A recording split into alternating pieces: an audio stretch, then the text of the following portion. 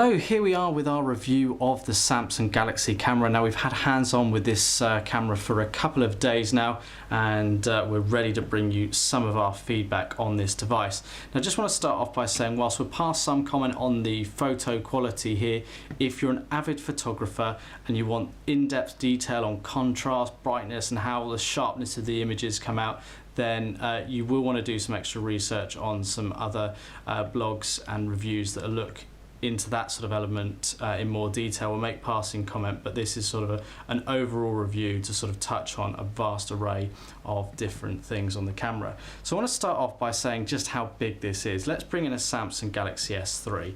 This Galaxy camera is no pocket camera. Now you might have imagined that by the size of the screen here, but you can see that the Galaxy S3 just edges it in terms of length, but thickness, it's just no comparison. It's much, much thicker, especially because of this lens.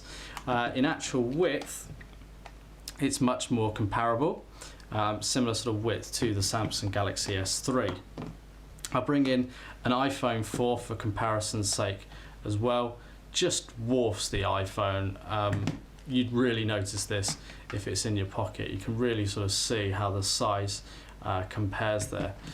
I'll also bring in a little compact camera. That's something that people would be more used to carrying around with them on holiday or maybe during the working week. But you can see how the size differs. Now, of course, the screen size on the back of this one is considerably different. So you're going to get something in between, but you can just get an idea of how big the Samsung Galaxy camera is. Thickness-wise, it's sort of quite comparable to this older compact camera that we have here. Of course, the screen is the domineering feature on the back. It's a 4.8-inch AMOLED display. So up on the top here, we've got the flash, which pops out with a little button on the side just here. I kind of like and dislike the fact that you have to pop the flash out, but we'll come back to that in a moment. We've got the power button, we've got a microphone, we've got a traditional zoom control here and shutter button. We've got a 3.5mm headphone jack. Under the cover here we have the micro USB port for charging. We've got a lanyard or wrist strap connector there. You do get a wrist strap provided in the box. On the bottom we've got a little cover under which we find the 1650 mAh battery. We've got the micro SD card slot, and we've also got a 3G SIM card in there as well, so there's a slot. So this is 3G enabled. You can't make telephone calls from it, but you can put in a SIM card for data and connect into the internet. Now in here at the moment we've got an 8 gig card, I think. We haven't been able to test a 64 gig SDXC card because the one we had actually went faulty, but I'm hoping that that will actually support SDXC. I'm led to believe it will. And then we've got a micro HDMI connection here, and the nice thing here is that you can shut the cover and you can still access the HDMI connection like so with this little cover there. We've got a 1/4-inch tripod mount, which is essential for this camera. We've got serial information. On the side we've got a speaker, then we come back around to the flash button. You can see the massive 16 megapixel lens we've got on here, and it's got 21x optical zoom, and it's got a 23mm lens, and on the front here you can sort of see the profile, and we've got Galaxy, we've got a light sensor there as well. So let's power this on. The easiest really way to explain this is it's a Samsung Galaxy S3 on camera steroids. It's got a lot of the similar features. It's got a quad-core processor in here. It's running Android version 4.1.1, as we can actually see here. The model is also known as the EK GC100. Now, being an Android camera, this is something quite different and is going to compete with smartphones and compact cameras almost directly, the Nikon Coolpix S800C, which we recently had hands-on with. I think it's very difficult to compare this to other products because it's not a smartphone, it's not a pocket camera, it's somewhere in between. As a bit of a sort of new type of product. In terms of sort of smartphone Android experience, it's a million times better than the Nikon Coolpix, very similar to any Android smartphone experience that you would find on a Samsung device. You can see you can connect all your accounts, your Google, your Samsung account. You've got motion controls here. You've got your cloud storage. You get Dropbox storage on here for 2 years and get 50 gig. You've got all your lock screen settings, location services, your application manager. So you've got Google Play Store on here. Storage. On board is actually 8 gig of memory. You actually have a little less than that available once the OS and everything is installed. So, and some of the basic features here. So you have around about 4 gig usable, although you've got some applications that are pre-installed. You can see here we've got an SD card inserted, so an 8 gig card with 2.25 available. You've got all your display settings as you would on a lot of Android devices, and this is most closely related to the Galaxy S3 and the Note 2 in terms of the Android interface setup and the features that you have. I'm not going to go into extensive detail on here. So you've got Wi-Fi, you've got Bluetooth, and you've got data usage. You can see up here that we've got a SIM card in it, and we're connected there so we can browse the web. So if we go back to the home screen, you've got all of these sort of customizable home screens that you add with the menu buttons here, so I can add apps and widgets like I would on any other Android device. I can set the wallpaper, I can edit the page, I can search, and I can go into the settings. A couple of things to note: this camera icon stays down in the bottom corner here no matter what screen you're actually on. You've got the notification bar at the top with all of the quick settings here, so I can adjust the screen brightness, or I can scroll through and turn on the Wi-Fi, GPS, etc., or go straight into the settings like so. Just give you an idea, let's go here to a shortcut that we've got. You've got your Google Chrome browser on board, and you can browse the web. Let's just go to our full desktop site, and it's just like browsing on any other smartphone or tablet. You can scroll through the pages, you can pinch and zoom. I don't really need to show you all of those elements. When you're actually at the home screens, you can use the zoom controls to control the volume. You can actually use the power button and the volume down to take a screenshot, which is quite useful. If you wait for the volume to disappear and then hold it down, you will have to play around a little bit, but you can still take the screenshot without the volume bar actually appearing up in the middle of the screenshot. So you get a lot of features installed as standard. So you've got a photo wizard, a video editor, Instagram, you've got the Dropbox there, and as I mentioned, you've got Play Store and Paper Artist to extend the opportunities that you have with the device. So here's Instagram on it to just give you an idea. You can, browse through it like you would any normal Android smartphone. You can see the screen rotates, portrait, landscape, all 4 angles like so. It's a little bit weird doing it on a camera that's so big and bulky. I've tended to find that I preferred using it like this, and I can sort of use the lens as a means of holding it secure. This sort of curved piece here actually works quite nicely for gripping it. It's a fairly well balanced camera, but in landscape mode, just where to put your hands is a bit tricky. I suppose you've got to work out what is best for you. So we've got the Play Store there where we can download apps like we would on any other smartphone, and you can see the sort of things that we've got installed here. A lot of the Google services, including maps and navigation, so you could use this for street level navigation. Got your YouTube all on there.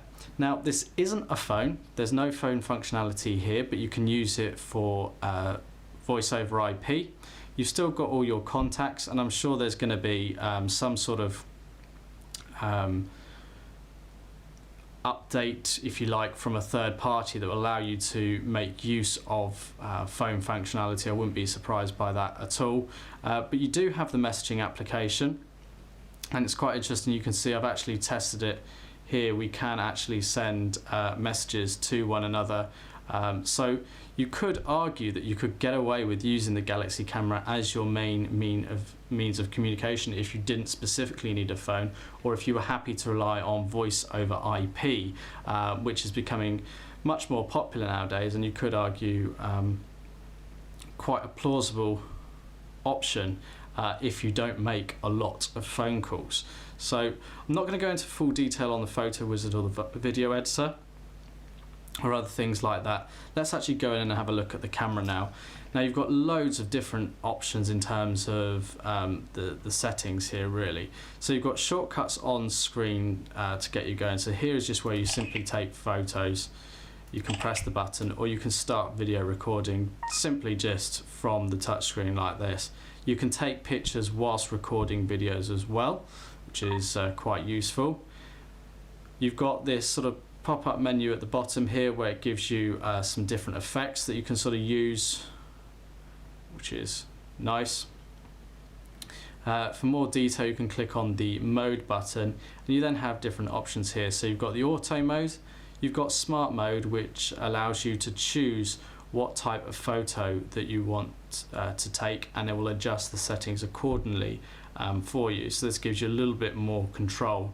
Lots of different options here in terms of what you've got. You can change the layout a little bit here to sort of work out what's best for you rather than having to scroll around. I think this way actually works for quick access on getting to each one quickest. And then you've got the expert modes, bit like a full digital SLR. You can then go through and control more of the settings for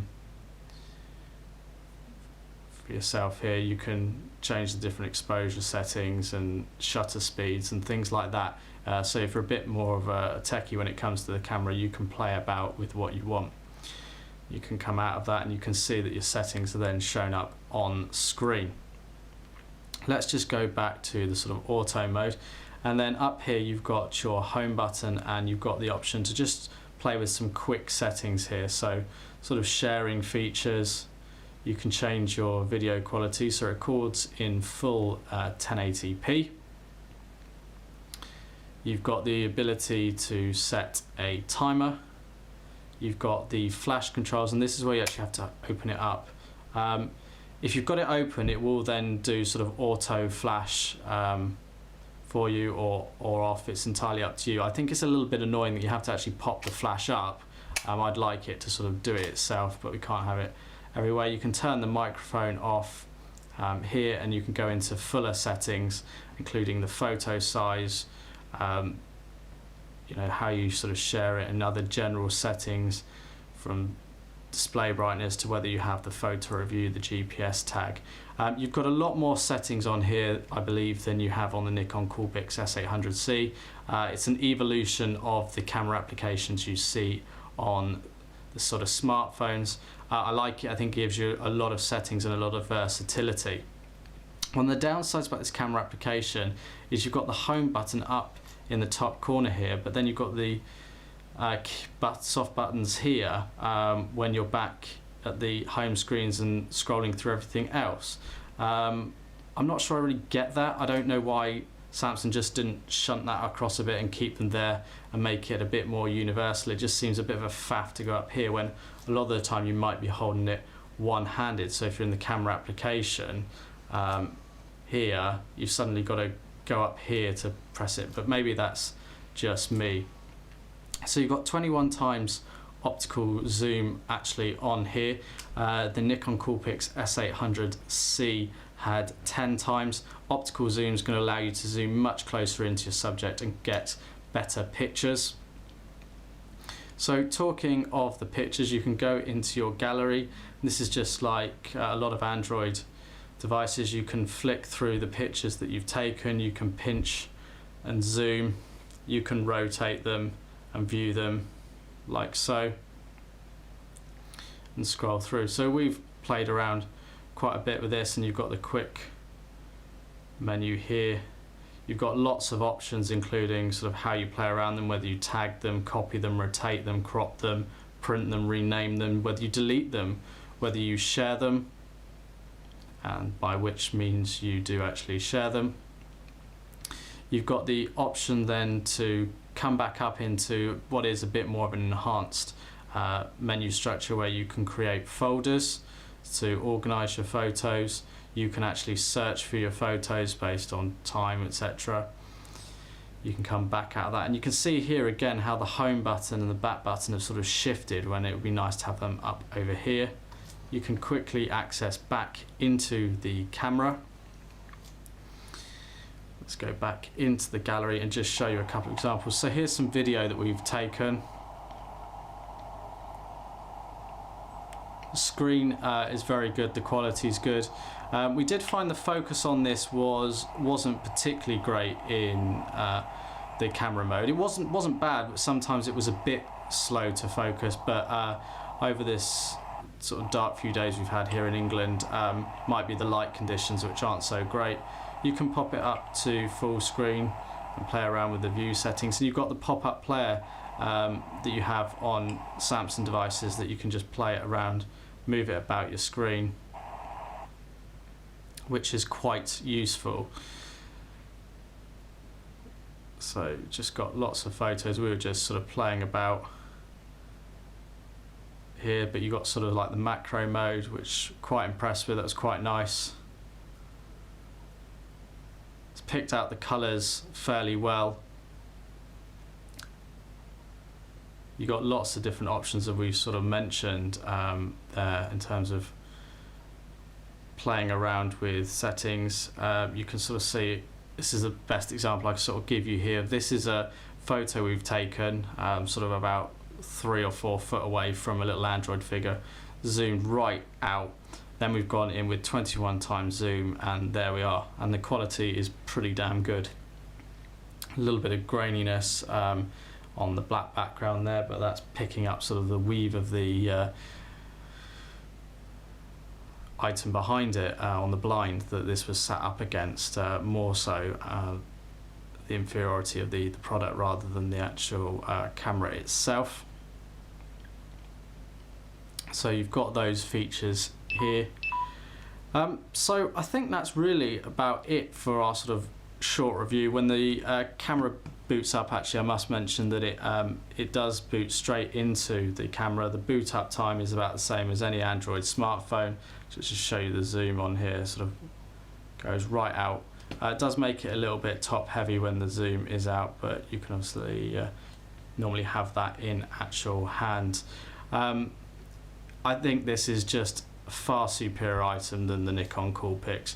Nikon, yeah, you've tried, but it's not quite as good. Battery life on this doesn't seem to be fantastic. It's not bad, but bearing in mind you've got the 3G on board here, and you know, the enhanced optics, I think it's fair to say that you'll be charging this fairly regularly if you're a heavy user. The jury's sort of out on whether this will be suitable as an alternative to a smartphone, or whether you'd carry it in addition to. I don't think many people would carry it in addition to, unless you had a bag with you on the whole time. It's just a bit too big personally in the pocket. But if you were only going to be using this instead of a smartphone, it's probably fair to say that you could actually get away with it, whilst the size is bigger than most would prefer, more in thickness than actual width. It offers you so much versatility, and I can see that a lot of people who maybe work on building site surveyors, etc., where they need to take picture, this will offer you a lot of opportunity. You've got the sharing options through HDMI and all sharecast and things like that to share content. I suppose one of the other considerations is, whilst it's got a 3G SIM card slot, is whether you actually take out a contract and leave a SIM in here the whole time.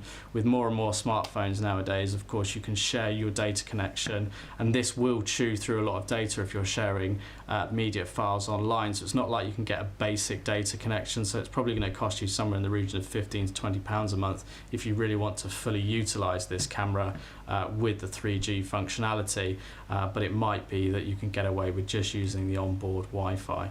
So that's a quick review of the Samsung Galaxy camera.